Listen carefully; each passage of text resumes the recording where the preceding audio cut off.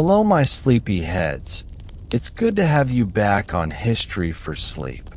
You know those nights when your mind won't stop wandering, when you've already watched Sleepless Historian, Boring History Sleep, Historian Sleepy, Dreamoria, maybe even any sleep video channel. But you're still awake, still searching for one more story to drift away with? Then this one's for you. Because tonight, we're not just falling asleep, but we're drifting quietly into the gilded silence of royal life.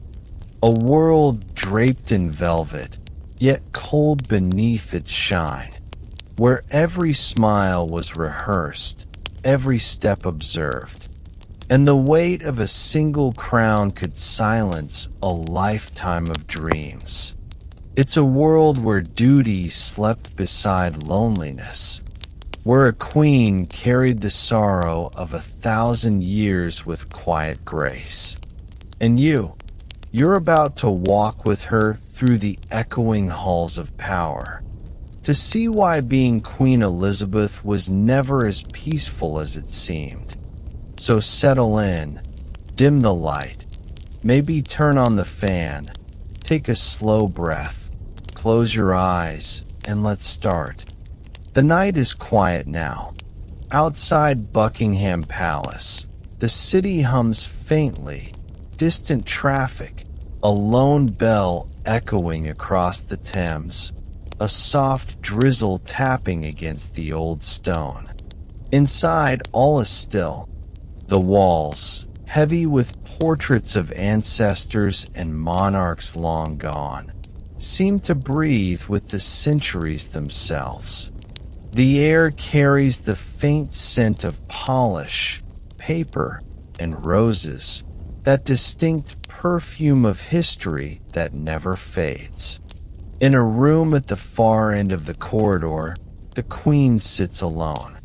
The lamps burn low, casting a golden pool of light across the desk. A pen rests beside a stack of papers, letters, perhaps, or quiet reflections she will never share.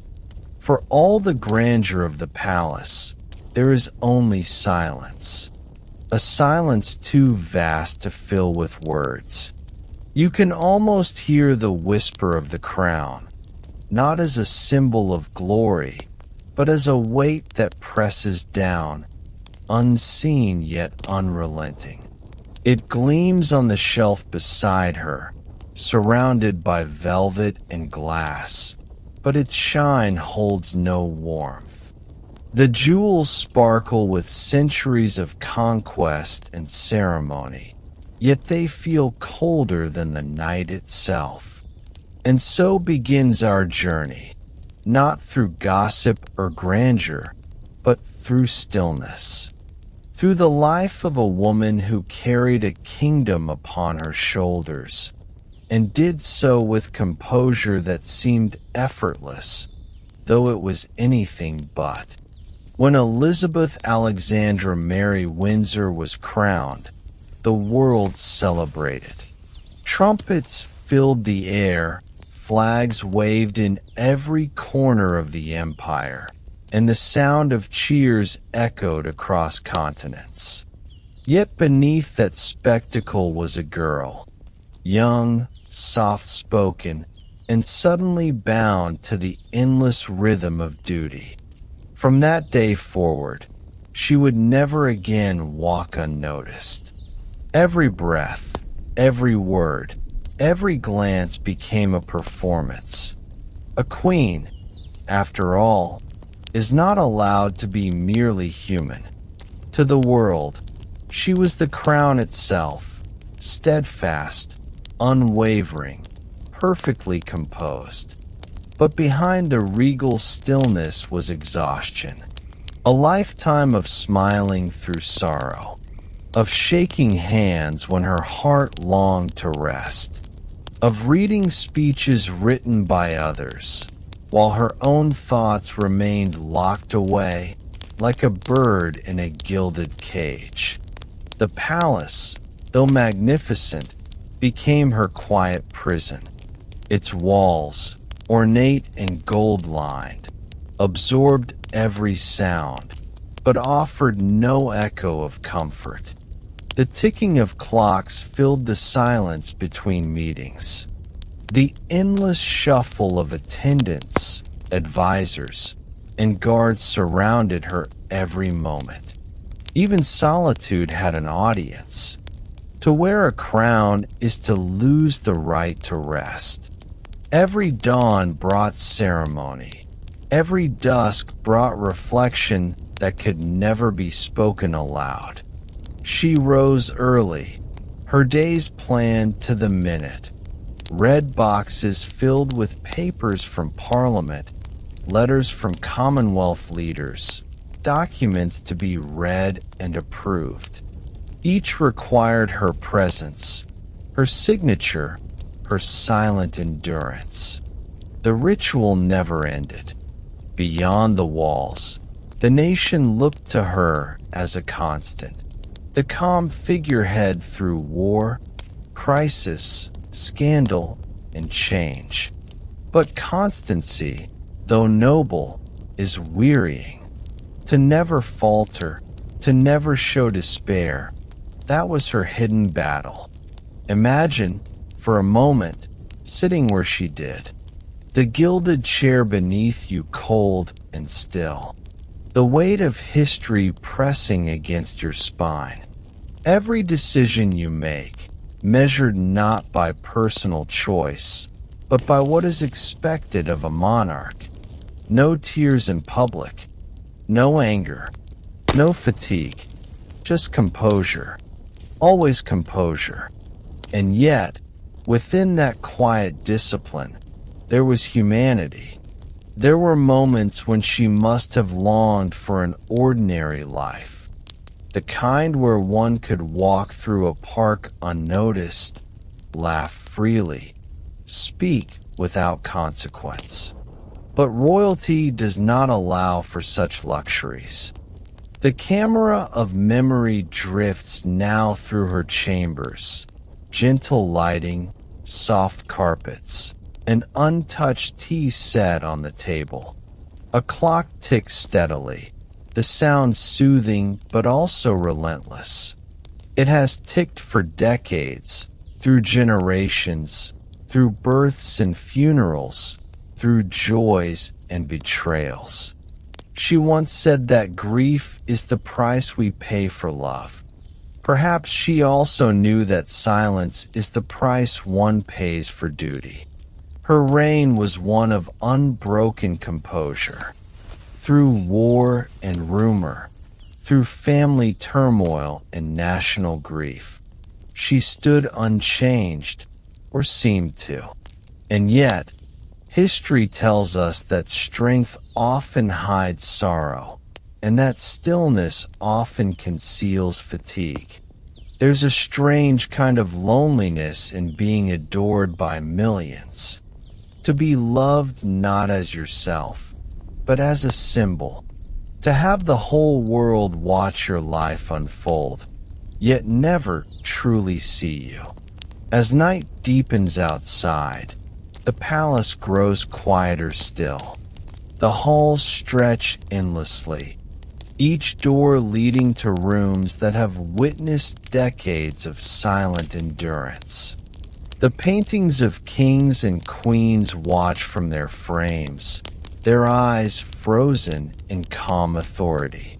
Each of them knew the same truth, that the crown, beautiful as it is, asks for everything in return.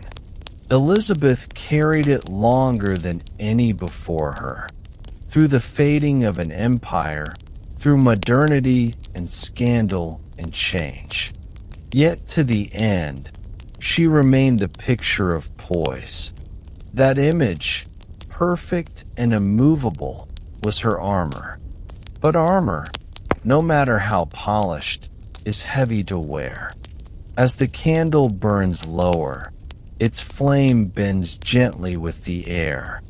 You can almost imagine her sitting there, still awake while the rest of the palace sleeps. The soft scratch of a pen, the quiet turning of pages. Perhaps she writes letters to friends. Perhaps she reflects on years that passed too quickly. The clock ticks on. The crown glows faintly in the lamplight. How strange it must feel to rule so much and control so little.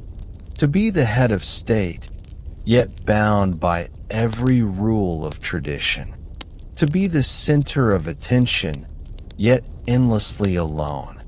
Even in her private moments, she was never truly free from the gaze of history. Cameras, newspapers, biographers, all waiting to interpret her silence. She became the stillness around which the world revolved. And yet, for all the sorrow, there was grace. A quiet dignity that defied exhaustion. A strength that did not need to shout. She found meaning, perhaps, in the duty itself, in the ritual, the order, the sense of continuity that her reign preserved. Every morning, she woke and did what was expected. Every night, she returned to her solitude. And in that rhythm, that endless repetition, she became a symbol of stability in a world that refused to stand still. But even symbols grow tired. When you look at the photographs, her face serene, her eyes composed, there's a softness there, a faint shadow of something deeper. A kind of quiet endurance that only those who have carried too much for too long can understand. Now, the night outside grows darker. The last of the lights fade behind the curtains. The palace, ancient and enormous, settles into silence. The queen's pen stops.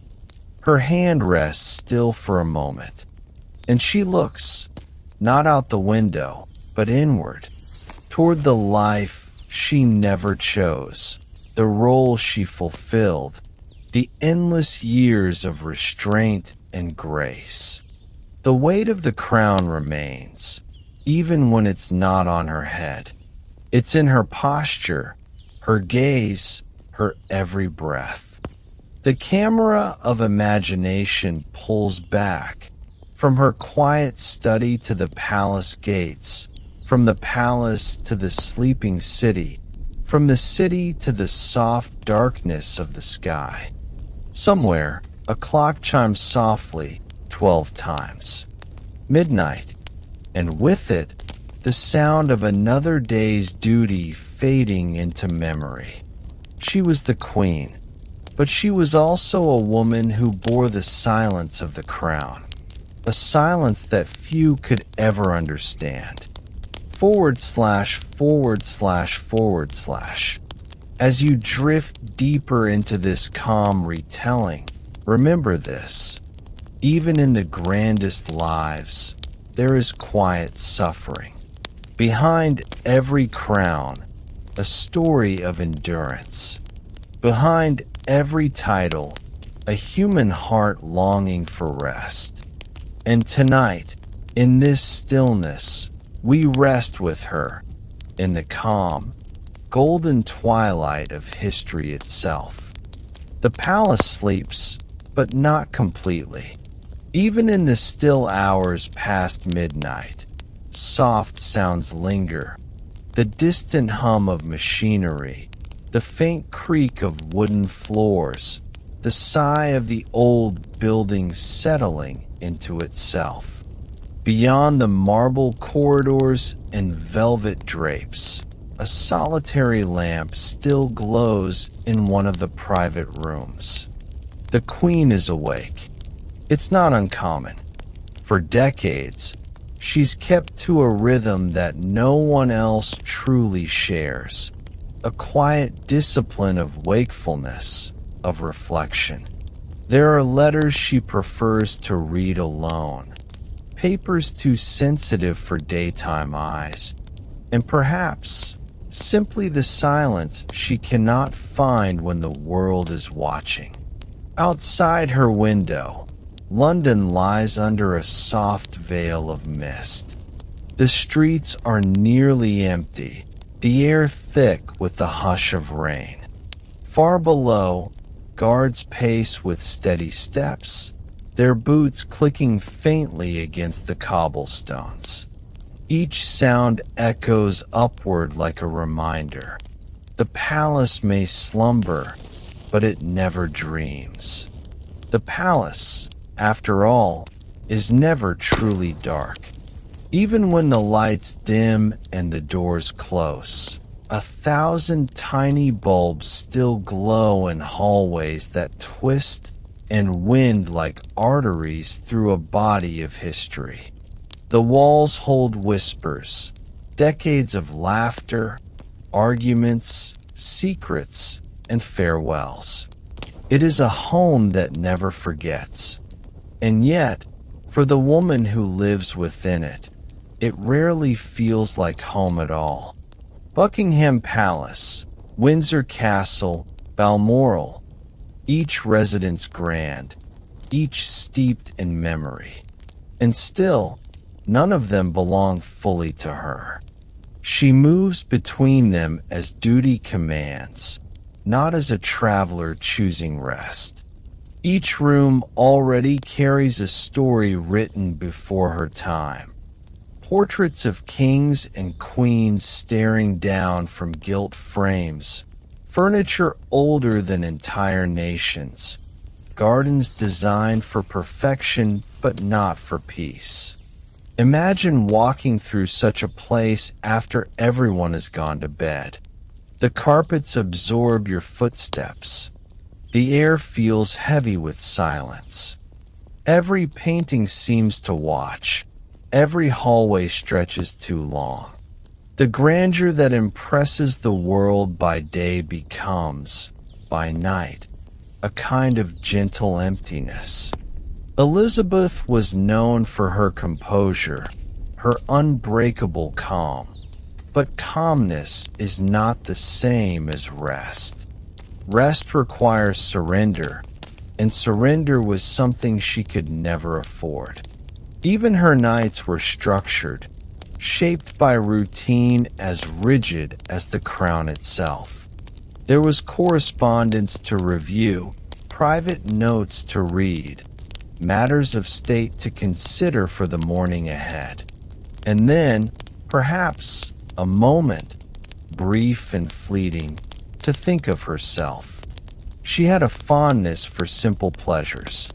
A quiet cup of tea, the soft company of her corgis padding about the room, a fire burning low in the grate. Yet even these small comforts existed beneath the shadow of duty. Every clock in the palace ticked not for her peace, but for the continuation of a monarchy centuries old. In the stillness, she might have thought of her father, King George VI, the man who never wanted the crown either, yet bore it with grace until it consumed him. He, too, had known the loneliness of these halls, the long evenings filled with papers and silence, the weight of expectation pressed into every breath. When she ascended the throne, she inherited more than a title. She inherited a solitude that would never leave her side. It is easy, perhaps, for the world to imagine royalty surrounded by company, advisors, staff, family, admirers. But there is a deeper kind of loneliness that comes when one cannot truly speak freely. Every word must be measured, every opinion softened, every emotion quietly tucked away. For a monarch, even companionship is ceremonial. At night, she would often walk the private corridors, a soft rustle of fabric against stone, a queen moving unseen through her own domain. In one hallway hangs a tapestry centuries old, depicting a royal banquet. The figures in it are frozen in celebration, goblets raised, faces painted in triumph. But under the dim light, they seem distant, spectral, their smiles slightly hollow. Perhaps she noticed that too, how even joy in such images feels staged, preserved for eternity but stripped of warmth. She passes rooms that once belonged to her children, now empty, the echoes of laughter replaced by silence. She passes the private chapel, where she has prayed countless times, not as a queen, but as a woman seeking guidance in a role that allows no weakness. Loneliness, for her, was not the absence of people, it was the absence of privacy. Every moment, even those behind closed doors, carried the awareness of being observed, recorded, remembered. When you are the monarch, you belong to history more than to yourself. And so, she built her own kind of refuge, not in solitude, but in composure. To never let the loneliness show was to master it. To appear unshaken was to keep the illusion alive that the crown itself never trembled. Yet there must have been nights when the quiet became too loud, when even the ticking of the clocks seemed to accuse her of sleeplessness. Outside, the rain continues, washing the city clean. Inside, the queen sits at her desk, her face calm, her eyes soft and reflective. Perhaps she thinks of the world beyond the palace gates. Ordinary people closing their curtains, turning off their lamps, and sinking into the gentle peace of anonymity. For her, there is no such escape. The monarchy, she often said, must be seen to be believed. And so, she was always seen, always believed. But being seen means never disappearing, never exhaling fully. Even her dreams, if she dreamt at all, were likely bound by the same restraint. The unconscious mind cannot wander far when the waking one is forever guarded. She had attendants, advisors, guards, doctors, secretaries, all devoted to her well-being, yet none who could truly understand the quiet ache of a crown. Their footsteps, their voices, their polite inquiries, they filled the palace, but could not fill the silence. That kind of loneliness is like fog, soft, invisible, and everywhere. Sometimes, during her travels to Balmoral or Sandringham, she found a gentler kind of solitude. There, surrounded by nature, she could walk among her horses, feel the cool air on her face, and breathe without performance. The rolling hills, the scent of grass, the rustle of leaves, they offered a peace the palace could not. But even there, she was never just Elizabeth. She was the queen, and the queen could not simply disappear into the countryside. So the loneliness followed, quiet and constant, a companion she never spoke of, but one she learned to live beside. There were moments, though, that revealed its presence. A look in her eyes during public mourning, a pause between words at a state address, a softness when she looked at her family, perhaps a longing to be just mother or grandmother instead of monarch. The loneliness was not bitterness. It was acceptance, a kind of still ache that comes from understanding that one's life is no longer entirely one's own. Even in her old age, as the cameras captured her steady smile, the palace behind her remained the same, beautiful, immense, and cold in its perfection. The queen's sleep, they say, was light. It had to be. Her life demanded alertness, even in rest. Each morning began before the sun rose, her day already filled with expectation. But these late-night hours, these quiet, lingering moments, belonged to no one else. If there was peace to be found, it was in these small intervals between duty and dawn. The gentle sound of rain, the distant hum of London, the faint warmth of her dogs at her feet. In such moments, she might have allowed herself to drift, not into sleep, but into memory, back to her youth, when the crown was not yet hers. To laughter shared with her sister Margaret, to evenings when she could dance, unphotographed, unseen. Those moments must have felt impossibly far away. The palace clock strikes softly. 3 chimes, then silence again. The queen sets her papers aside. The ink on her pen is drying. The fire has burned low.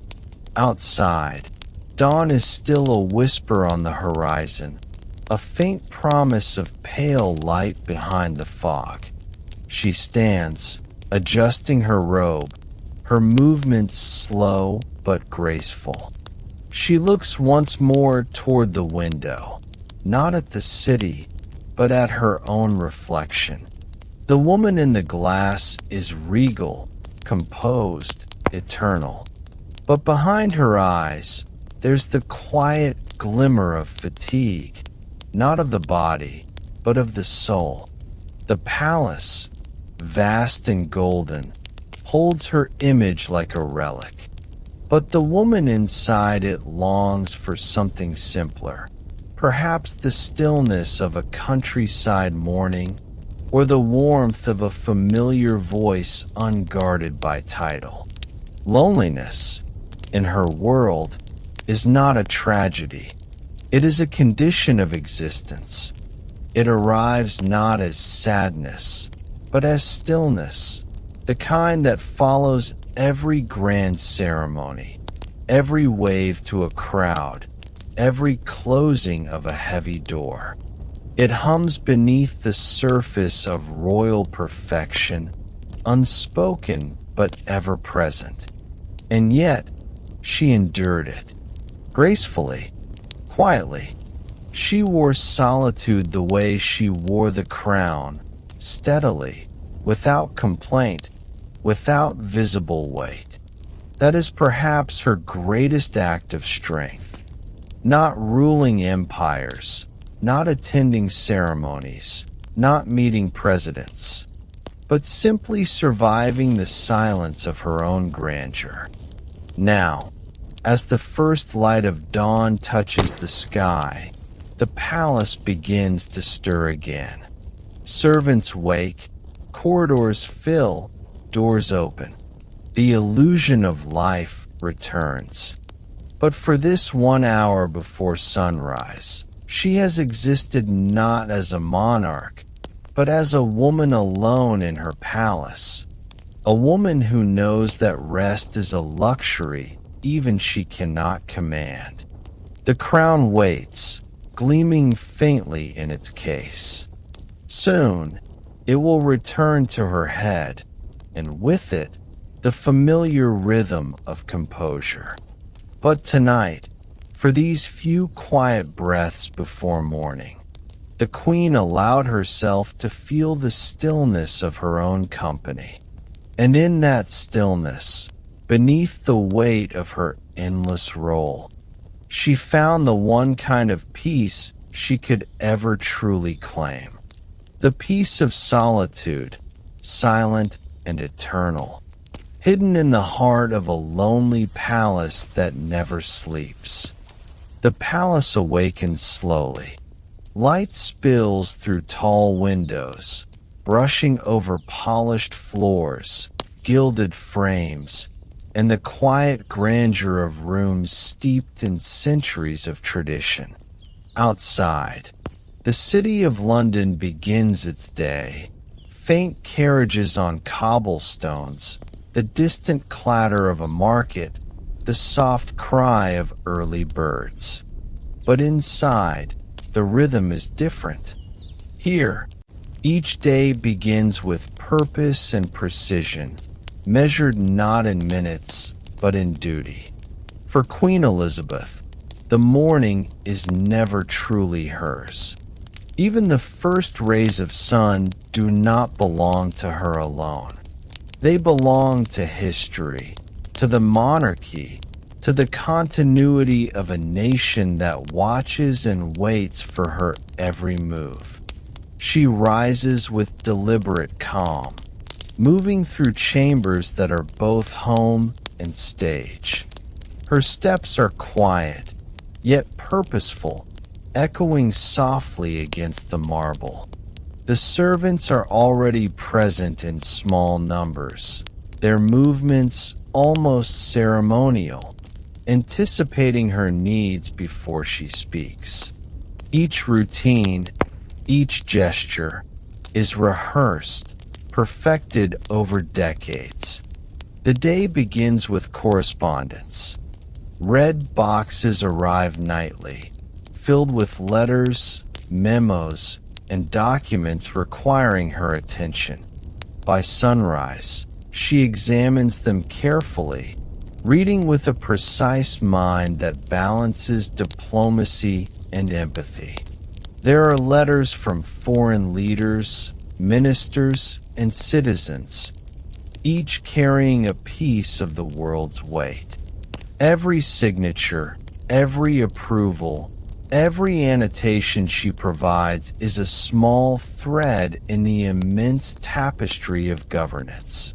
Yet even these moments, though solitary, are not private.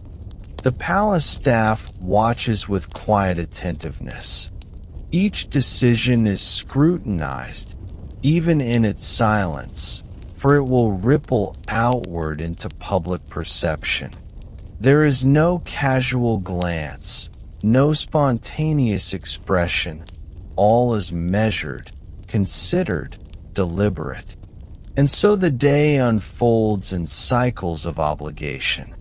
Meetings follow meetings, each framed in a ritual older than many nations themselves. Audiences with politicians, dignitaries, and common citizens alike. All arrive to witness a monarch who must embody stability, grace, and wisdom simultaneously. Every handshake, every nod, every slight smile is a performance rehearsed for decades. The world outside sees the pageantry, the parades, the ceremonies, the grandeur. But behind closed doors, the rhythm of her life is far quieter and far heavier. Breakfast is rarely a pause.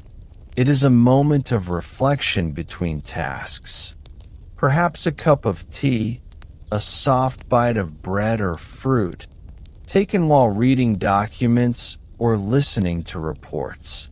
Even sustenance is secondary to duty.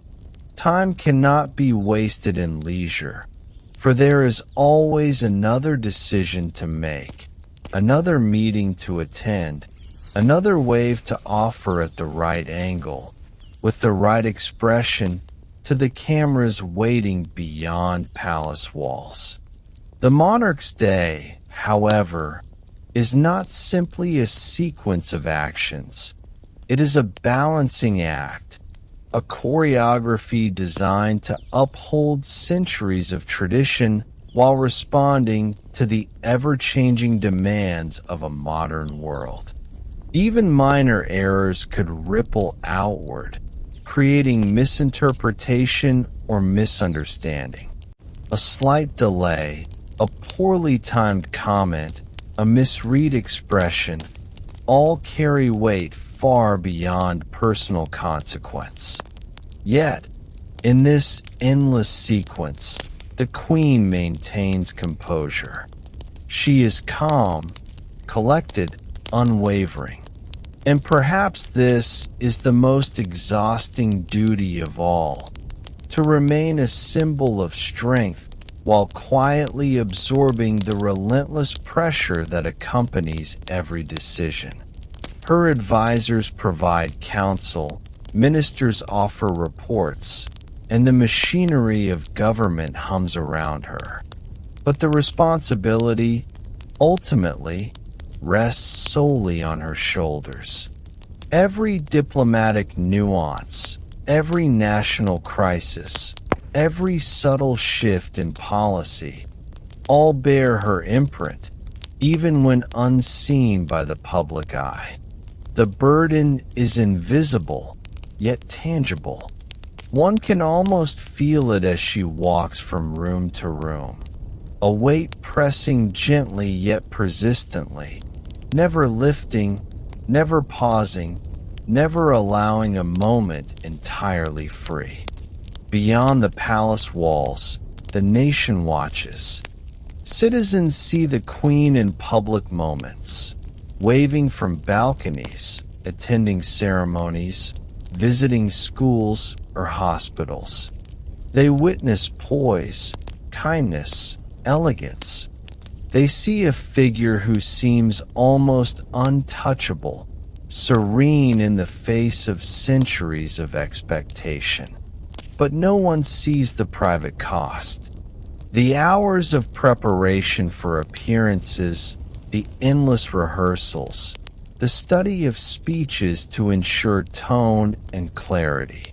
The Queen knows that every word spoken, every gesture made, is part of a narrative that extends beyond herself. Personal fatigue is irrelevant when history is watching.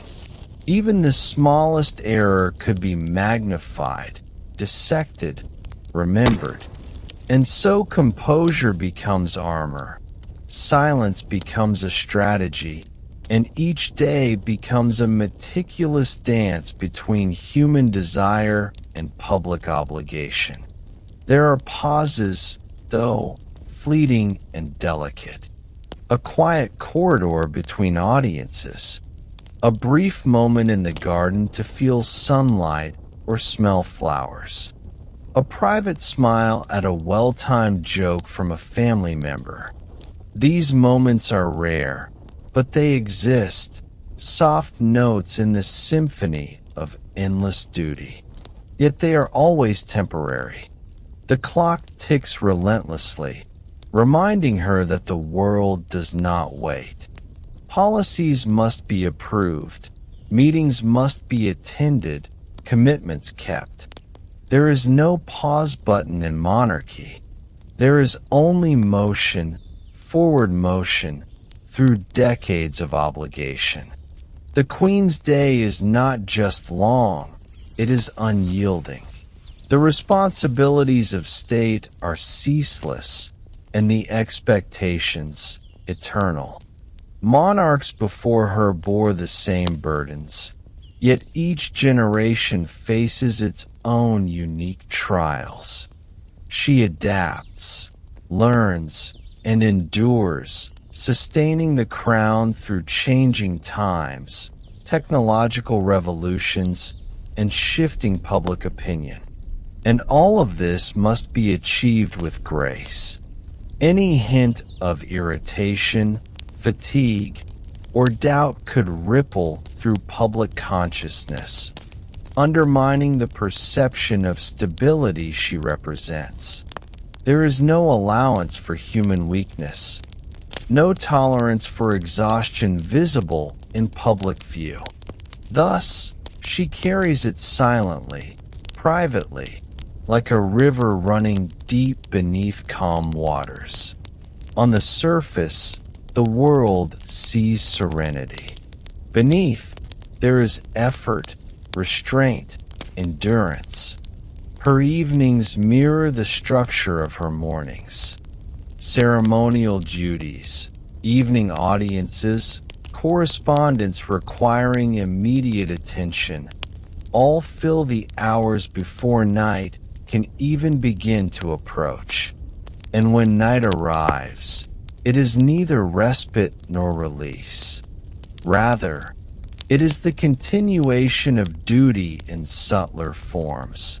Reviewing state papers, preparing for tomorrow, reflecting on decisions that may bear consequences long after her own time has passed. Sleep, when it comes, is light, unsteady, accompanied always by the awareness that the day ahead begins again in mere hours. Dreams, if they appear, are likely tinged with responsibility, faintly echoing the conversations, the decisions, the expectations that never truly leave her mind. Even in rest, there is no escape from the weight she bears. Yet, despite all of this, there is a remarkable calm in her composure, a quiet acceptance of responsibility, a steady endurance that stretches across decades. To the world, she appears untouchable. To those who glimpse her solitude, she is both human and extraordinary. Her strength does not come from the grandeur of palaces or the jewels of a crown. It comes from the relentless perseverance of a woman who has mastered the art of silent endurance. A woman who understands that the throne is both a privilege and a burden, and that the measure of a monarch is not only in public triumph, but in the quiet courage to persist when no one is watching. There is a particular rhythm to the palace day, unbroken by decades of change. Morning arrives, meetings commence, ceremonies unfold, audiences are held, evenings draw close, but never fully quiet. And through it all, the queen moves with intention, grace, and calm. She learns to measure every breath, every word, every gesture, for all are part of her unspoken duty. Her life is an endless cycle, a repetition not of boredom, but of endurance. And yet, within this cycle, there is dignity, there is purpose, there is the subtle beauty of a life fully devoted to the demands of history and nation, even at the cost of personal comfort and rest. Perhaps the most profound lesson of her daily burden is the quiet resilience it demonstrates. Power is often imagined as liberating, but it is also constraining. To rule is to carry not only the weight of your own life, but the expectations of millions, the continuation of centuries of tradition, and the silent judgment of history itself. And so she endures, gracefully, calmly, persistently. The endless days pass like waves, each one carrying the subtle ache of obligation. Yet she never falters in public, never reveals the strain in private, never allows the weight of the crown to break the serene image that the world expects. The palace breathes with her rhythm, the city hums beneath her windows, and the crown waits, unyielding, unbroken, eternal. By nightfall, the queen's energy has ebbed, yet her duty persists. Meetings and correspondence may have ended, but the awareness of her role continues to pulse beneath every movement, beneath every quiet thought. Even in solitude, Even in the privacy of her chambers, there is no complete freedom. The monarch's life is one of perpetual motion, restrained desire, and constant attention. She has learned to rest in fragments, to find small moments of calm between unending responsibilities. And it is within these moments, the quiet reflection, the soft observation of her surroundings, the gentle rhythm of her breathing, that she finds the brief solace that sustains her. As the palace grows still and the lamps burn low, the queen closes her papers for the night. The weight of decisions made and those yet to come lingers softly, like a shadow that cannot be dispelled. Yet she moves with calm composure, the embodiment of stability, endurance, and grace. Her daily burden is endless, yet she carries it quietly, without complaint. She is the bridge between tradition and modernity, the steady hand upon which nations rely, and the symbol of continuity that transcends time. And though the world sees only a serene monarch, within those quiet hours, the truth is felt. To bear such responsibility is to exist in a state of constant vigilance, perpetual care, and unyielding resilience. The day concludes as it began, with purpose, calm, and quiet dignity. The palace, vast and golden, stretches into shadow. The city outside begins to rest, and yet inside, the weight of duty remains unbroken. Tomorrow, the cycle will begin again, and the queen, as she has for decades, will rise, composed and unwavering, to meet it. In the rhythm of endless duty, in the repetition of centuries-old expectation, in the calm endurance of a life devoted to responsibility, there exists a silent truth. The crown is beautiful, but it is never light. The palace walls have witnessed countless events over centuries. Treaties signed, speeches delivered, celebrations, and farewells. Yet none of these moments rival the quiet weight of the human heart. In the grandest chambers, where the echoes of history seem eternal, personal emotions often find no place. And for a queen, love and loss are both amplified and constrained, framed by the relentless demands of duty. Elizabeth's marriage to Prince Philip was celebrated across the world. Images of smiling faces, waving crowds, and sparkling jewels projected a vision of happiness. But within the palace, love was never entirely free. It was entwined with responsibility, obligation, and public expectation. Their partnership was both personal and symbolic, a union designed to uphold the monarchy as well as nurture a family. Even within such a partnership, loneliness remained. The crown has its own gravity, pulling away ordinary intimacy. Every glance, every word, every gesture had to be measured. Privacy was scarce, and moments of true spontaneity were fleeting. And yet, within these constraints, small gestures of love persisted. A gentle touch on the arm, a shared laugh during rare quiet moments, the warmth of a family meal untouched by cameras. But these moments were interspersed with long stretches of solitude.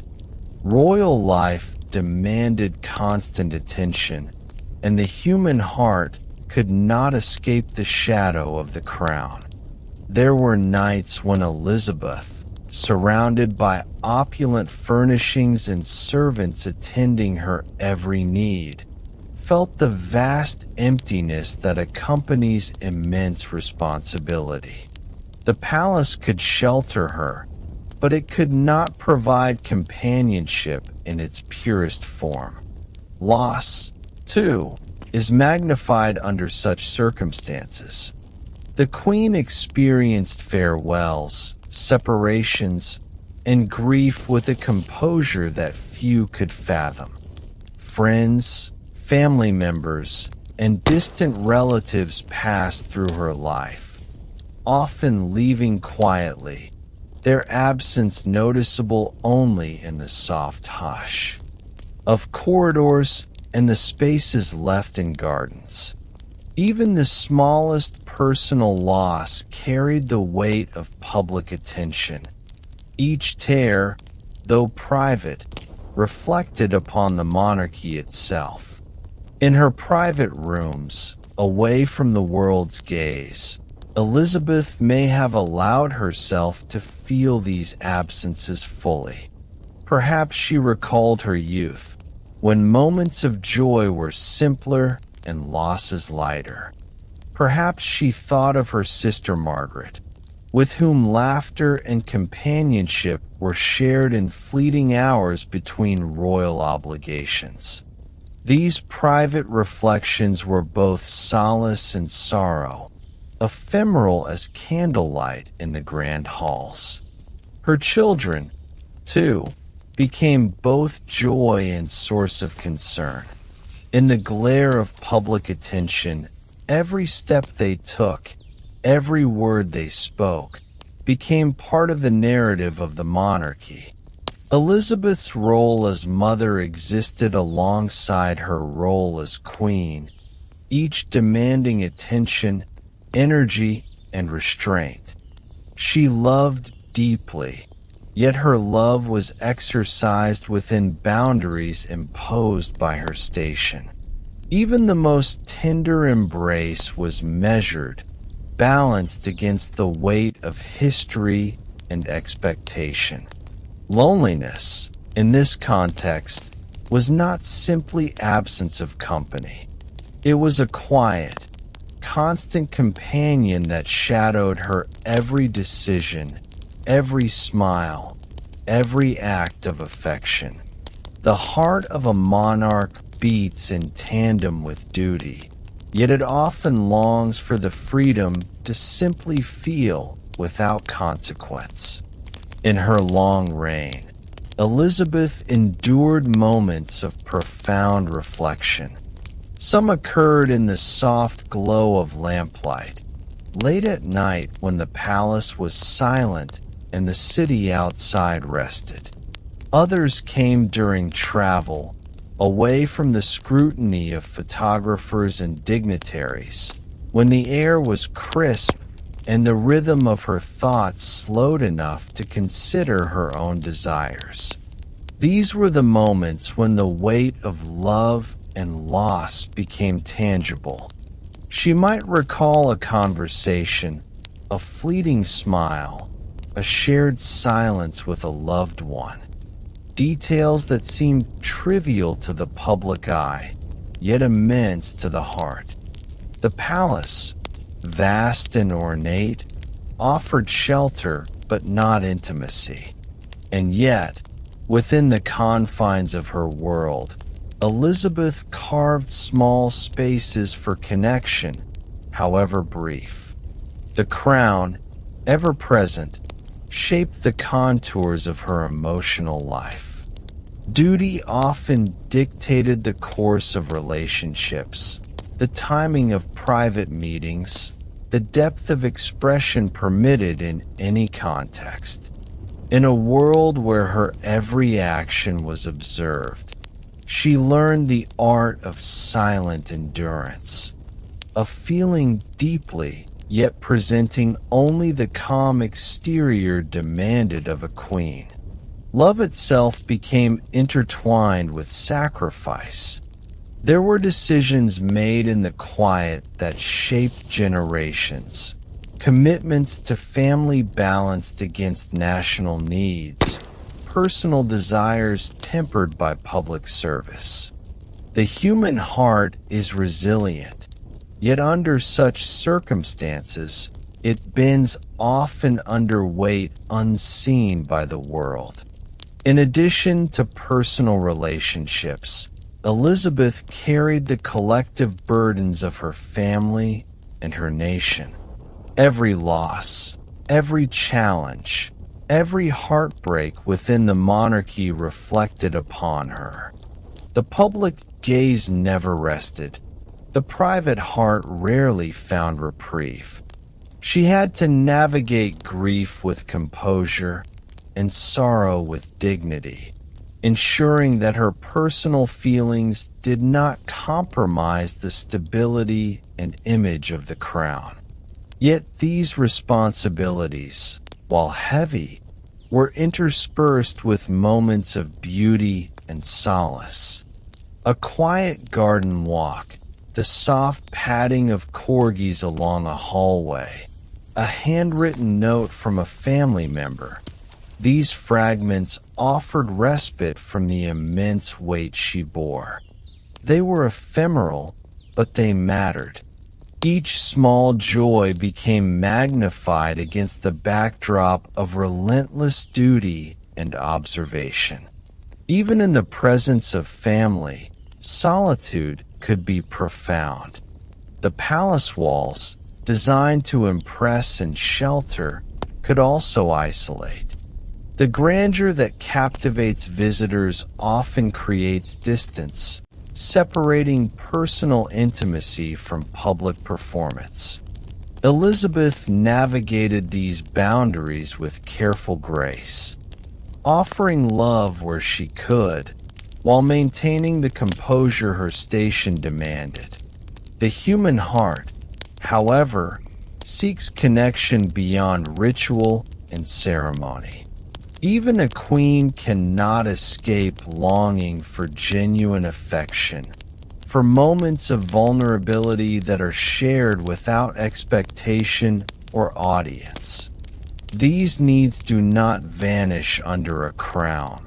They persist quietly, woven into the rhythm of daily life. Elizabeth's marriage to Philip exemplified the delicate balance between public duty and private emotion.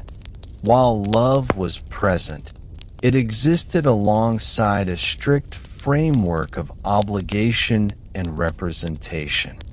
The Queen and her consort shared companionship, humor, and loyalty, yet each gesture, each word, was measured in the light of protocol and perception. The private heart and public role often moved at different paces, and navigating their intersection required constant care. Even brief moments of personal joy were carefully managed, ensuring they harmonized with expectations of the monarchy. This careful calibration of emotion, while necessary, could heighten the sense of solitude. Every intimate experience was framed within responsibility, leaving little space for purely unguarded connection. Loss was not only personal but public. Every death within the royal circle, every passing of a loved one, carried both private sorrow and public significance. Mourning had to be measured, expressed with dignity, and often performed for audiences beyond family. Grief became dual-layered, intimate and observed, demanding composure that few outside the palace could imagine. Yet Elizabeth bore it quietly. She learned to sustain both her own emotional needs and the expectations of her nation. In this quiet endurance, she cultivated a resilience that became defining, not through absence of feeling, but through mastery of expression. Loneliness, love, and loss coexisted in subtle ways. Even amidst family gatherings or celebrations, a queen's heart could feel the tug of isolation. She was surrounded, yet separate, observed, yet unrelatable.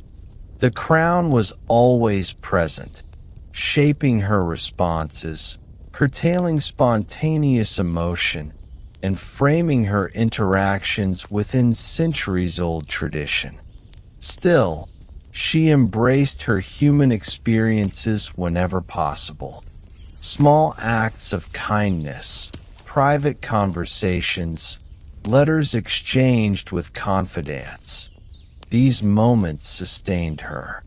They were reminders that beneath the regal exterior lived a woman capable of deep feeling, connection, and longing.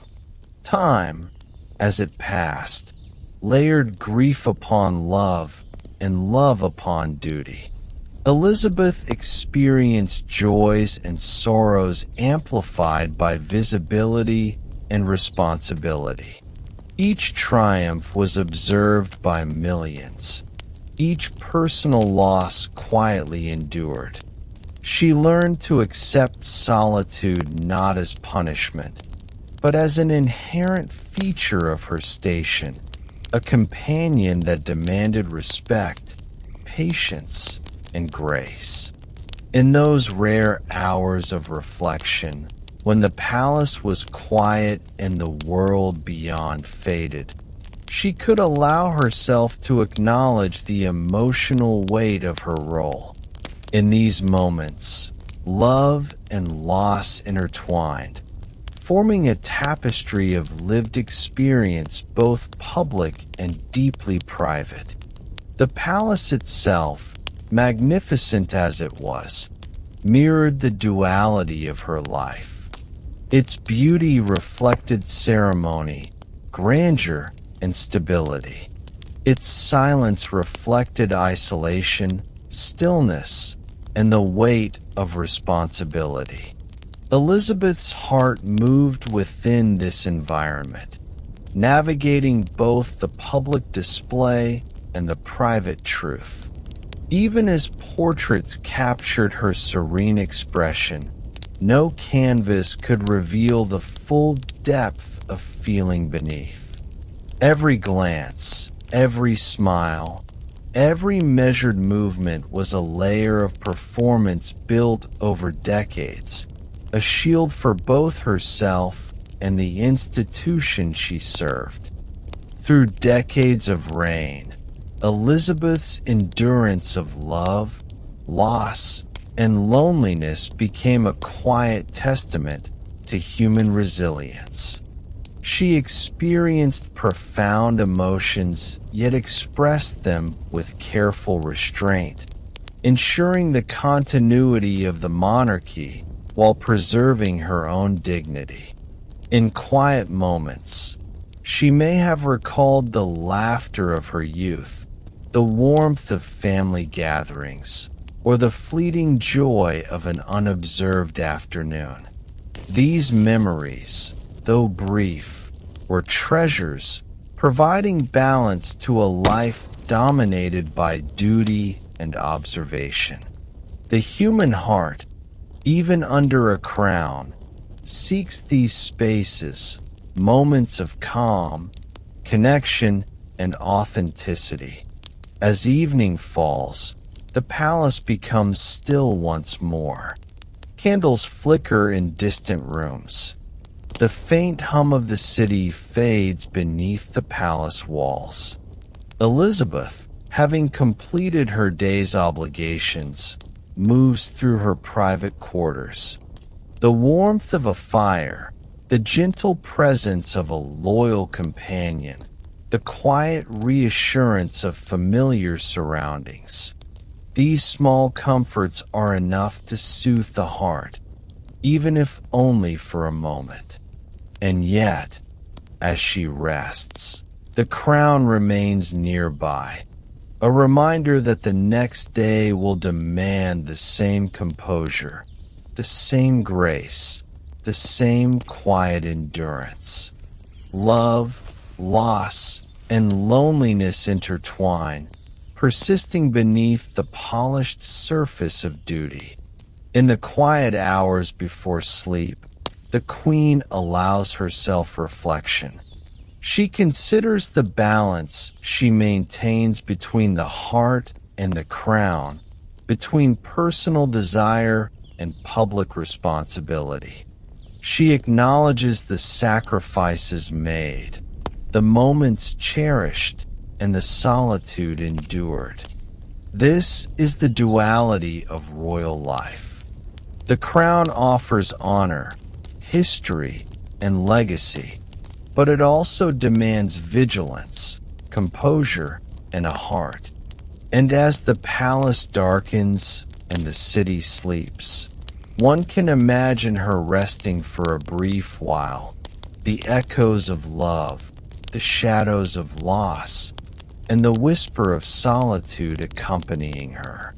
In this calm, reflective space, she becomes not only the monarch, but a woman who has lived a life of extraordinary responsibility, navigating both the weight of history and the subtle truths of the human heart.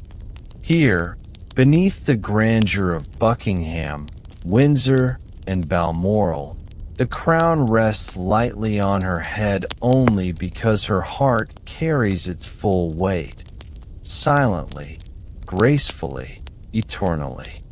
Even the most majestic of palaces cannot shield one from the gaze of the world. Every window, every balcony, every open hall is not only a passage of light, but a channel for eyes. Eyes that watch, measure, and interpret. For Queen Elizabeth, this gaze never truly softened. It was persistent, patient, and often unyielding. From the early years of her reign, the monarchy faced scrutiny not only from historians and politicians, but from the media, from the public, from voices distant yet insistent. Every decision, every statement, every gesture was observed and recorded. Even the smallest misstep could ripple outward, magnified and dissected. Scandals, though rare, were never absent.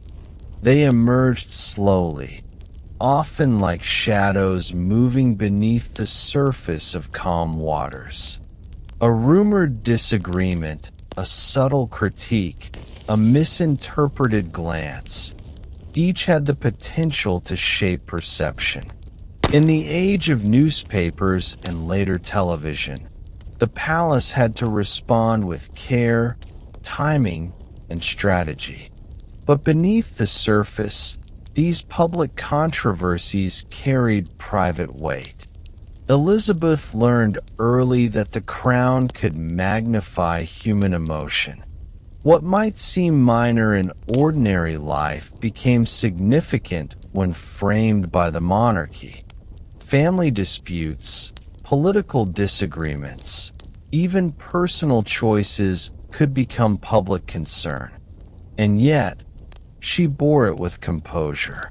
The ability to remain calm, poised, and unwavering was not merely performance. It was survival. The palace, vast and filled with history, seemed to absorb these pressures silently. Its walls, adorned with portraits of monarchs long past, reminded her that scrutiny was as old as the institution itself. Every generation faced judgment. Every reign had its shadows. And still, the Queen endured, maintaining a steadiness that comforted the nation even when the palace trembled quietly under unseen tension. At times, the burden must have felt isolating. To be constantly observed is to live without complete privacy. Even when surrounded by advisors, family, or staff, the awareness of public gaze shapes every conversation, every laugh, every quiet moment. The human heart, sensitive to nuance and observation, learns restraint quickly. Yet, there were moments when shadows seemed longer, when whispers became almost tangible. The public could speculate endlessly, forming narratives that bore little resemblance to reality. A rumor could spread like a river, carrying perception far beyond its source. The Queen understood that perception often mattered as much as fact, and she navigated these currents with patience and strategy. In these moments, solitude became precious. The quiet rooms of the palace offered space to reflect, to consider, to breathe. She could sit by the window, gaze upon the gardens, and remind herself that the public eye, though omnipresent, did not penetrate completely. In these hours, she could reconcile her own feelings with the expectations imposed upon her, bridging the gap between private truth and public performance. The interplay of scandal and shadow required vigilance. Each day brought new headlines, subtle criticisms, and the possibility of misinterpretation. Elizabeth's life was one of constant attention, a delicate balance between openness and discretion. She learned to measure responses carefully, to speak only when necessary, and to let composure guide her through even the most difficult moments. Even small gestures were scrutinized, the tilt of her head in photographs, the pacing of a speech, the tone of a greeting. Every detail contributed to a public narrative. For a woman accustomed to privacy and reflection, this was both exhausting and inescapable. Yet she mastered the art of subtle communication, ensuring that strength and dignity remained the overriding impression. The weight of public opinion also extended to her family. Children, siblings, and cousins moved in the limelight, each under scrutiny. Mistakes and missteps were amplified, lessons learned in public, joy and sorrow alike refracted through the lens of national expectation. Elizabeth's role as matriarch intertwined with her role as sovereign, requiring both compassion and strategic restraint. She offered guidance, support, and sometimes gentle correction, all while maintaining the appearance of unflappable calm. The public gaze, in effect, never allowed her a moment to be simply mother, sister, or daughter. She had to inhabit these roles carefully, balancing personal love against public scrutiny. Loneliness, then, was never far. The Queen's understanding of human nature deepened under these pressures. She recognized that perception is shaped by emotion as much as by fact, and that shadows often carry their own stories.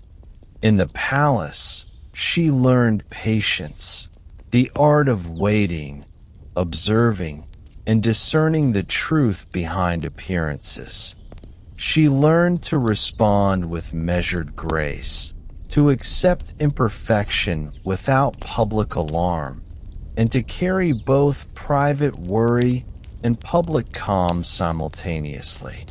Even amidst scandal, the rhythm of duty continued.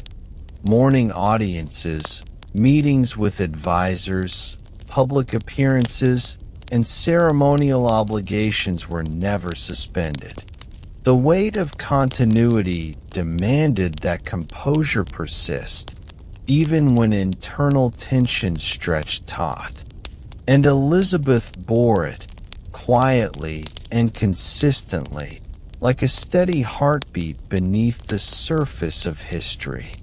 It is perhaps the paradox of monarchy that scrutiny and adoration coexist.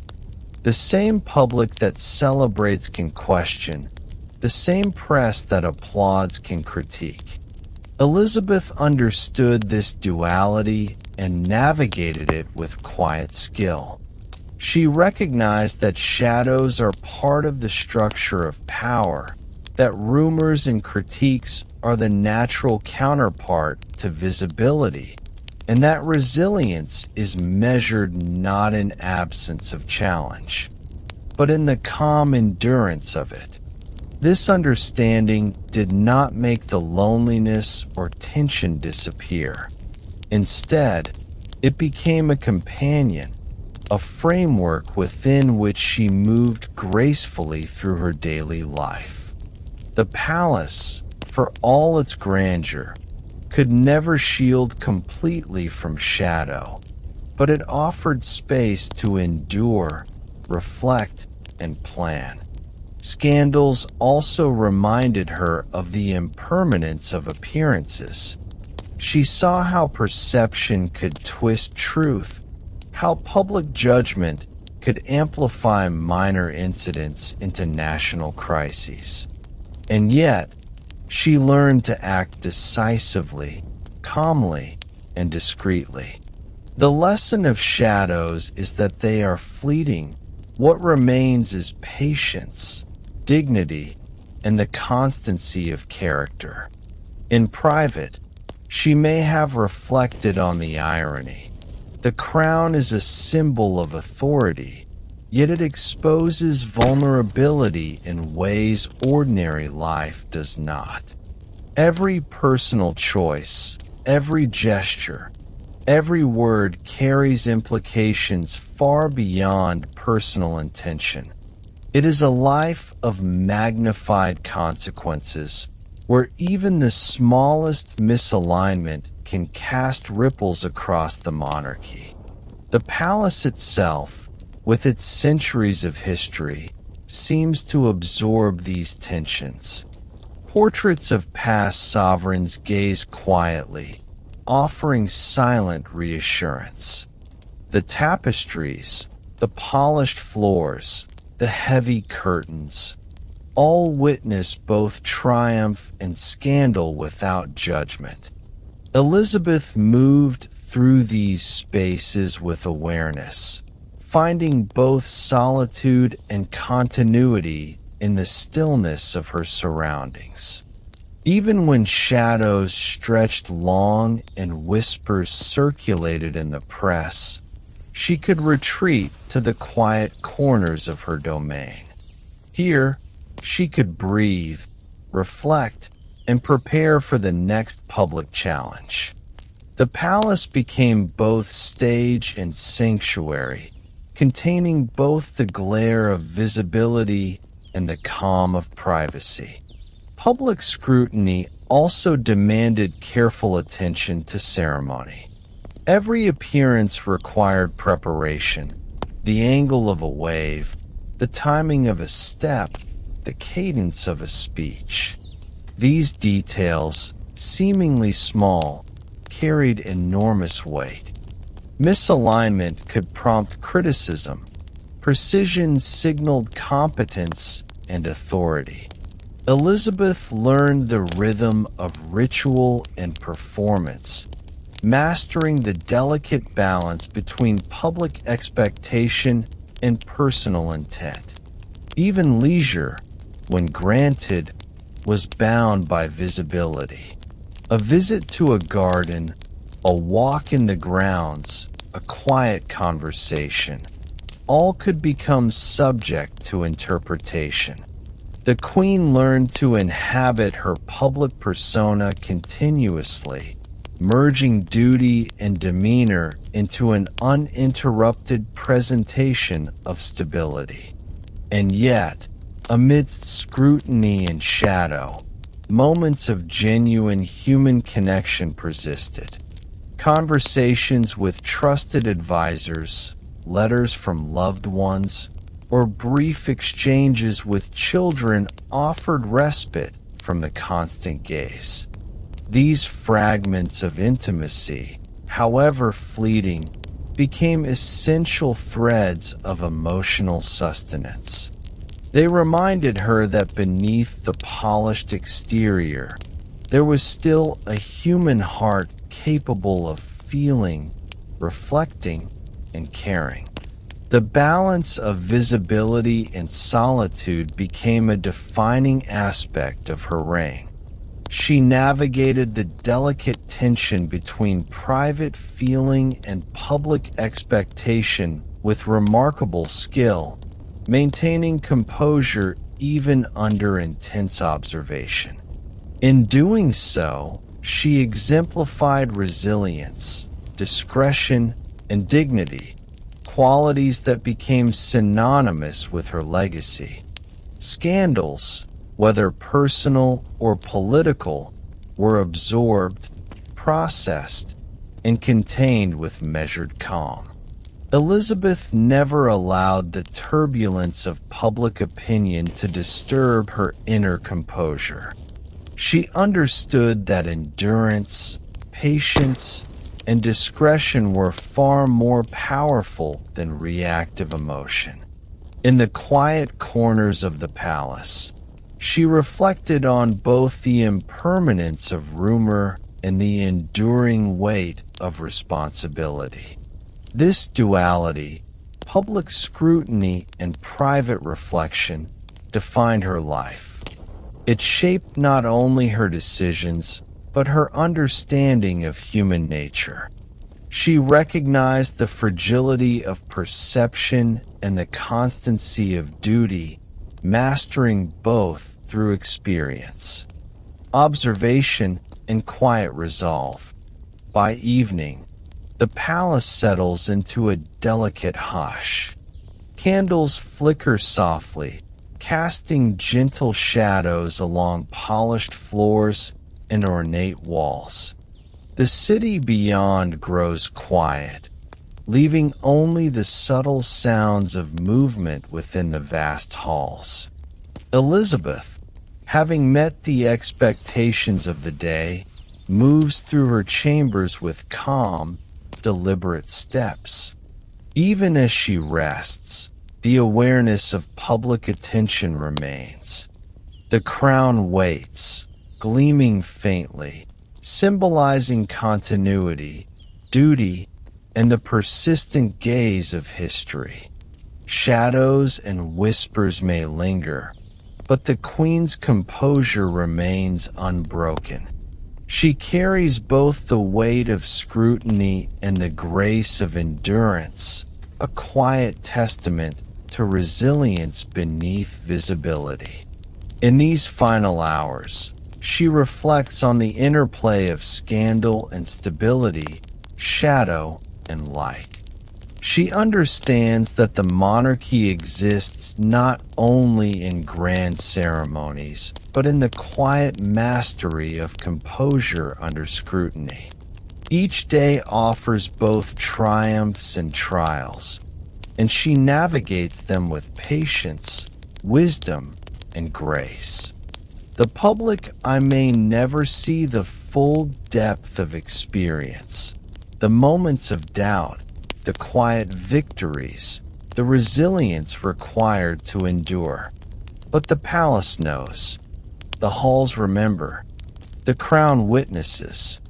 And within this private truth, Elizabeth remains both sovereign and human, enduring the delicate balance of shadow and light, scandal and dignity, duty and self. The palace is silent now, yet alive with memory and expectation. Tomorrow, the cycle begins anew. The gaze of the world, the weight of history, the persistence of shadows, all continue. And the Queen, serene yet profoundly aware, will meet it again, composed, graceful, and enduring, the embodiment of quiet resilience beneath the brilliance and burden of the crown. The palace is alive with quiet preparation long before the sun rises. Lamps burn dimly in corridors where portraits of past monarchs seem to watch attentively, their painted eyes following footsteps with silent curiosity. For Queen Elizabeth, each day began not simply with routine, but with the careful continuation of centuries-old tradition. Every act, however small, was framed by the weight of history. Protocol was more than a series of rules. It was the very architecture of monarchy. It dictated posture, speech, and gesture. It shaped interactions with diplomats, ministers, and subjects alike. And it demanded an awareness of centuries past, an understanding that each day's actions could ripple forward into history. The mornings often started with ceremonial precision. Servants moved with quiet efficiency, anticipating needs before they were expressed. Clothing was chosen with meticulous attention, not only for style, but for symbolism. Colors, fabrics, and jewelry all carried meaning, subtle signals to allies, dignitaries, and the nation itself. In the hands of a queen, each detail became a form of silent communication, conveying authority, composure, and continuity. Yet these preparations were far from leisurely. Each minute was accounted for, each gesture rehearsed. A misstep in public could invite speculation or criticism. The palace's grandeur, while awe-inspiring, was also a constant reminder that every movement mattered, that every expression carried weight. For Elizabeth, the crown's presence was never incidental.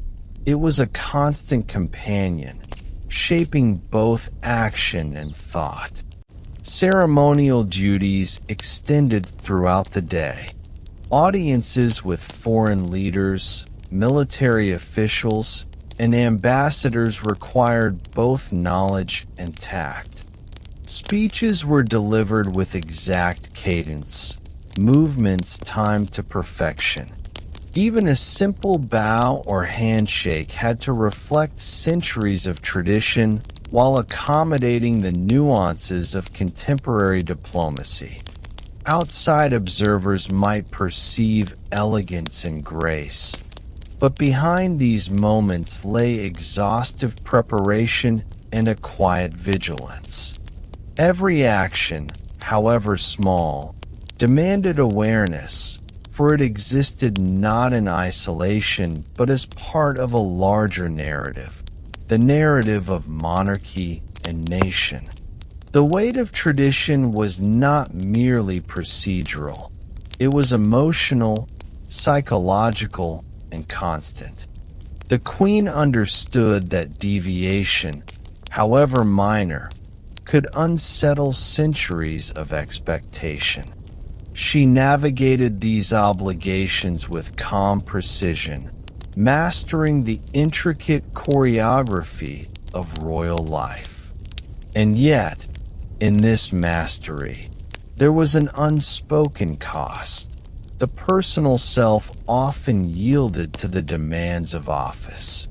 Moments of spontaneity were rare. Private laughter, casual gestures, or unguarded conversations were tempered by awareness of observation. The palace, though filled with familiar faces, was also a stage. Elizabeth's life unfolded under a scrutiny that extended beyond human perception, reaching into the symbolic and historical. Even silence carried meaning. In addition to daily ceremonies, the queen bore the responsibility of upholding centuries of protocol in less publicized, yet equally significant occasions. State dinners, investitures, and private meetings all adhered to meticulous rules. Invitations had to be extended with exact language, seating arranged according to intricate hierarchies, speeches timed to perfection. These moments, while outwardly calm, demanded complete attention. Disruption or oversight could reverberate across diplomatic relationships or public perception. Elizabeth absorbed these pressures quietly, ensuring that the monarchy's dignity remained intact even as she navigated a world in constant flux. Observation extended beyond public duties. Every aspect of her life, how she walked, how she moved through halls, how she interacted with staff, was watched and interpreted. Courtiers, aides, and attendants were trained to maintain discretion, yet their awareness of expectation mirrored the scrutiny of the outside world. A queen's life, even in private corridors, is never fully unobserved. This omnipresence of observation shaped not only behavior but thought. Elizabeth became adept at managing her internal responses, calibrating emotions to align with tradition, expectation, and public perception. The palace, magnificent and imposing, became both sanctuary and stage, reflecting the duality of royal existence. Evenings were no less regimented.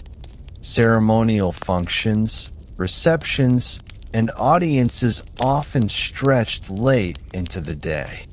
The palace's halls echoed with formal conversation, laughter muted by etiquette, and the careful navigation of relationships bound by protocol. Elizabeth moved among these duties with poise, embodying the continuity of monarchy while balancing personal fatigue and the demands of her role. Yet beneath this composure, the weight of expectation never wavered. The crown demanded presence, endurance, and vigilance. Each decision, each gesture, and each word were part of a complex system of symbolism, respect, and historical continuity. The queen bore it silently, consistently, with a calm that belied the immense labor of her position. Public ceremonies offered both admiration and pressure. Parades, state openings, and national celebrations were moments of spectacle, yet they also reinforced the queen's role as a symbol of stability. Every appearance was orchestrated with exacting care. The timing of a wave, the angle of a smile, the cadence of footsteps across a stage. Even minor errors could disrupt perception, reminding Elizabeth that precision was not optional but essential. These ceremonial displays, though outwardly festive, required emotional and physical energy. Each smile and gesture was layered with intention, designed to convey authority while embodying continuity. The audience saw grace, but behind the scenes, mastery of movement and thought was relentless. The palace's architecture itself mirrored the weight of tradition. High ceilings, long corridors, and ornate chambers reinforced formality and expectation. Portraits of ancestors, tapestries depicting historic events, and relics of past reigns reminded Elizabeth of the lineage she carried. Each object, each space, held silent lessons. The permanence of the institution, the endurance of expectation, and the inevitability of scrutiny. Walking these halls, the Queen was constantly reminded of her place within history. Her personal desires and impulses had to coexist with centuries of precedent, shaping her actions in subtle, often invisible ways. The weight of tradition was both grounding and constraining, a reminder of the enduring responsibilities she bore. Yet within this structure, Elizabeth found rhythm. She learned to inhabit the dual worlds of ritual and reality, balancing ceremonial perfection with private reflection. The palace's quiet moments, the hush before dawn, the flicker of candlelight, the distant echo of steps, offered space to breathe and center herself. Even amidst protocol, there were fleeting instances of calm, reminders that beneath the grandeur, the human heart persists. These moments, small though they were, became vital. They allowed reflection, planning, and preparation, offering a buffer against the relentless gaze of history and the public. Ritual, while exhausting, could also be stabilizing, providing predictable anchors in a world defined by scrutiny. The Queen's mastery of protocol extended to international relations as well. Every handshake, bow, and greeting was imbued with significance. Diplomacy, formal or subtle, required awareness of cultural nuance, hierarchy, and symbolism. Missteps could have consequences far beyond the palace walls. Elizabeth's calm composure in these instances projected stability, trustworthiness, and continuity, essential qualities for a monarch navigating both domestic and global expectations. Observation was constant. Courtiers, ministers, and ambassadors watched for cues, reading both public performance and private subtlety. Every movement was part of a dialogue that extended far beyond speech, conveying authority, empathy, or restraint as required. In this environment, mastery of gesture and presence became as important as the decisions themselves. Even in personal spaces, tradition persisted. The rhythm of meals, evening walks, and conversations adhered to long-standing patterns. Family gatherings, while intimate, were shaped by expectation. Conversations were careful, expressions measured, laughter tempered by awareness of decorum. The private life of a queen, though rich with emotion, was framed within centuries of ritual and observation. Loneliness, at times, was inevitable. Even surrounded by family or trusted aides, the awareness of public scrutiny lingered. The heart sought genuine connection, yet each interaction was shadowed by history and protocol. Elizabeth learned to accept this solitude, finding strength in routine and solace in brief, quiet moments of personal reflection. The weight of tradition was most palpable during formal ceremonies. Coronations, jubilees, and state banquets required preparation spanning days, weeks, or even months. Every element, from seating arrangements to speech cadences, was carefully orchestrated. The Queen's participation, though outwardly effortless, involved immense attention to detail. Her endurance of such obligations spoke to a patience and resilience few could comprehend. Amid these obligations, the crown demanded composure. Even when fatigue pressed against her, Elizabeth maintained grace, ensuring that the monarchy's dignity was unbroken. The ceremony itself became both duty and shield, offering structure while imposing expectations. Within this duality, she moved fluidly, balancing human needs with symbolic purpose. The palace, finally quiet at night, offered only partial respite. The grandeur that inspired awe also served as a reminder of vigilance and tradition. Even as she prepared for sleep, the awareness of ceremonial duties awaiting the next day lingered. Protocol was unending, cycles of observation perpetual, and the responsibilities of the crown eternal.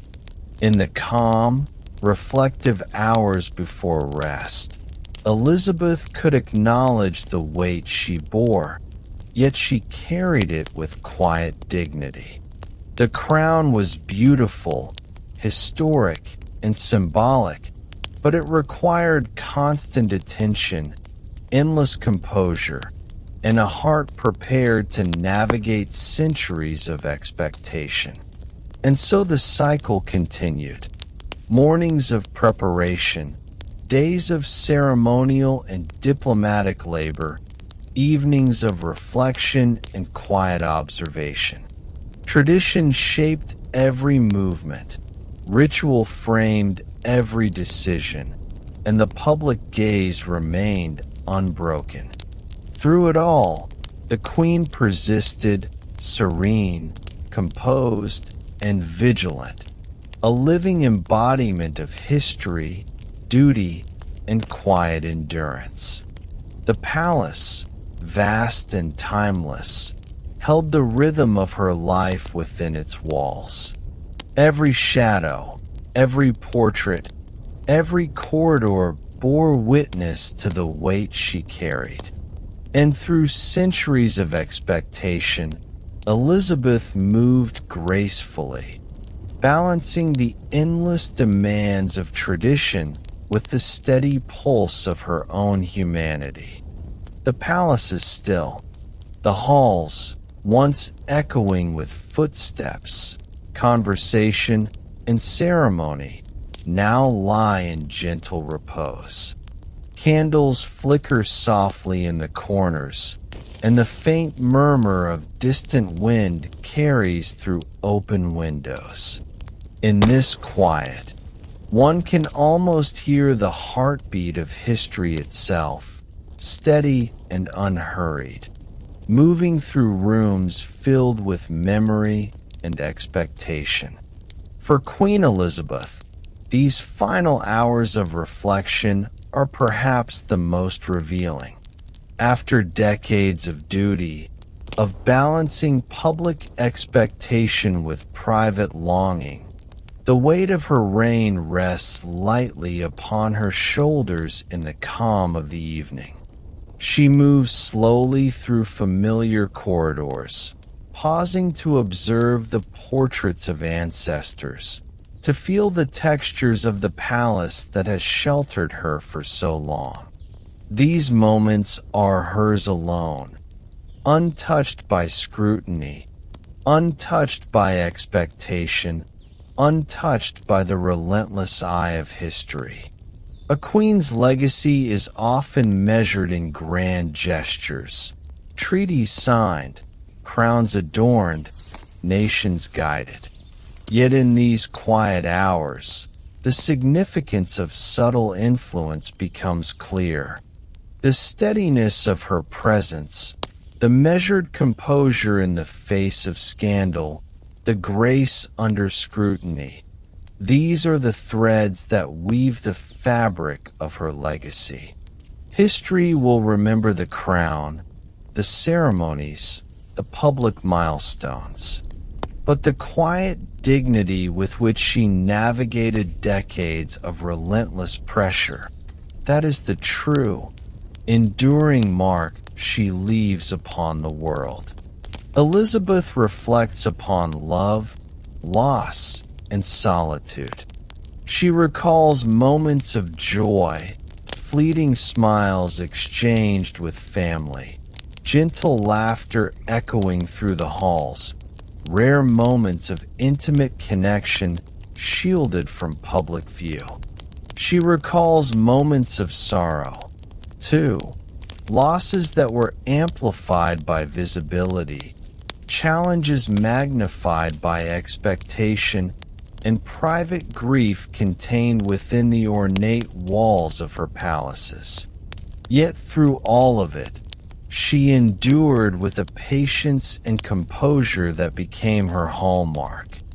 History, for a queen, is never distant. Every action, every decision resonates beyond the immediate. Elizabeth has lived within this resonance for her entire reign, aware that her choices carry weight not only for her family, but for her nation and its people. And yet, in these quiet hours, she allows herself to step outside of duty, to reflect simply as a human being, a mother, a sister, a wife, a woman who has experienced the full range of emotion, amplified and constrained by the crown she wears. The crown, so often symbolizing authority and expectation, also symbolizes continuity.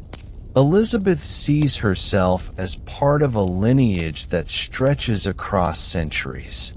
She walks the corridors knowing that the palace itself holds stories of past monarchs, stories of triumph and tragedy, love and loss, duty and desire. In this continuity, there is both comfort and solitude, a reminder that her life is part of a larger tapestry that will extend long after her footsteps fade from these halls. Reflection brings clarity. She contemplates the balance she has maintained between the demands of her role and the needs of her heart.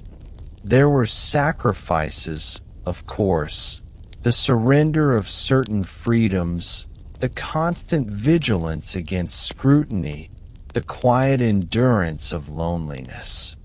Yet within these sacrifices, there was purpose, the preservation of stability, the nurturing of legacy, the careful stewardship of a nation and its people.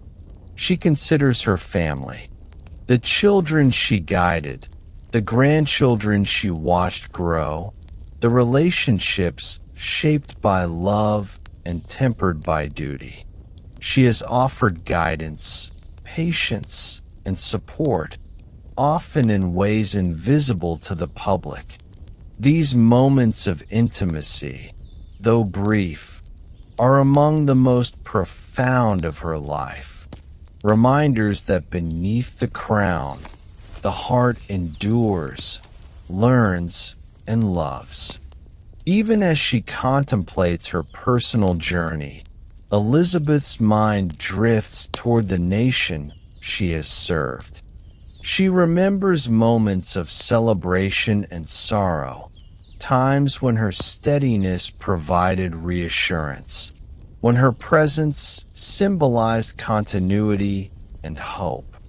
The monarchy is a living institution, shaped as much by perception as by action, and she has navigated it with calm resilience, knowing that her composure is both shield and signal. Public duty has demanded much, but it has also revealed much about human nature. She has observed loyalty and criticism, affection and scrutiny, devotion and disappointment. In these observations, she has learned patience, discernment, and the subtle art of endurance. The world may see ceremony and spectacle, but she knows that legacy is built in quiet moments of thoughtful reflection and measured action. The weight of tradition, ever present, has guided her steps throughout life. Every ceremony, every formal appearance, every gesture was imbued with meaning for the past, for the present, and for the generations yet to come. Elizabeth has carried this weight without faltering, a constant reminder that the duties of monarchy are timeless, and the crown itself is both honor and burden. Yet, even under this weight, the human experience remains. Moments of doubt, brief flashes of fear, gentle warmth of connection. These are the subtle threads that form the rich texture of her life. They exist quietly, often unnoticed, yet they shape the resilience, grace, and humanity that define her reign. As night deepens, the palace embraces stillness. Soft shadows stretch across floors polished by centuries of care. The air carries a faint scent of old wood, of candle wax, of quiet history. In these hushed surroundings, Elizabeth allows herself to be present, to feel the passage of time, to acknowledge both the joys and sorrows that have defined her life. She reflects on the inevitability of endings, the impermanence of even the grandest ceremonies, the fleeting nature of public attention. Yet she also sees the permanence of continuity, the institution, the people, the principles she has upheld. In this balance between transience and permanence, between solitude and significance, she finds calm. Legacy is a quiet companion. It does not demand attention. It waits patiently in the reflections of history and memory. Elizabeth's legacy is neither loud nor ostentatious. It is measured, composed, enduring. It is found in the steady rhythm of her service, the patience of her guidance, the constancy of her presence.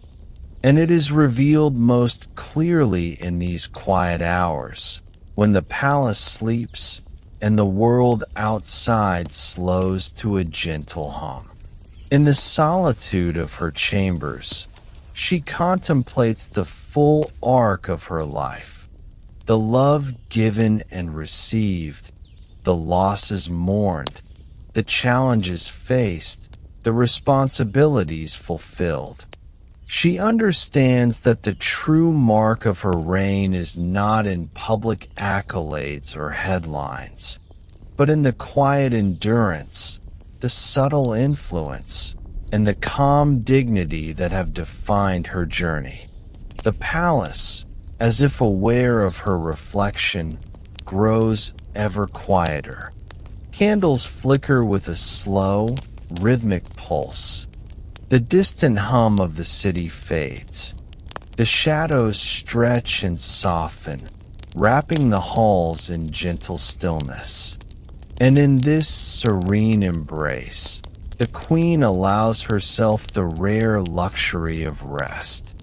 She has navigated decades of scrutiny, ceremony, scandal, and solitude. She has balanced the human heart against the crown, private longing against public duty.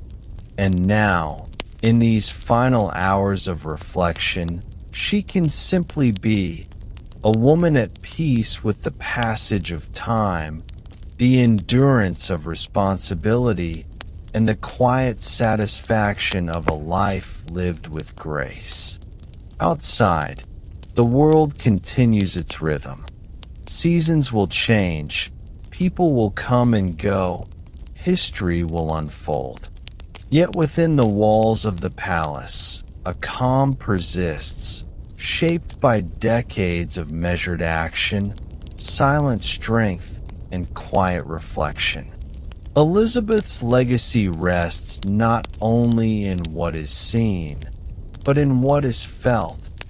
The enduring example of composure, dignity, and human resilience beneath the brilliance and burden of the crown. And now, as her eyes grow heavy and the quiet deepens, she allows sleep to take her gently. The palace holds its breath, the candles flicker their last whispers of light, and the world softens into quiet shadow.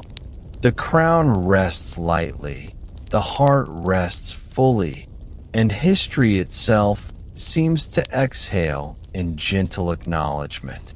Sleep now descends, as soft and patient as the passing of time. Let your mind drift, carried by the rhythm of candlelight and palace silence. Let the echoes of history lull you gently, as the weight of crowns, duties, and centuries fades into calm. And as you drift, remember, even the most remarkable lives, even those under the brightest gaze, find their rest in quiet reflection, in the gentle, enduring rhythm of the human heart. Good night.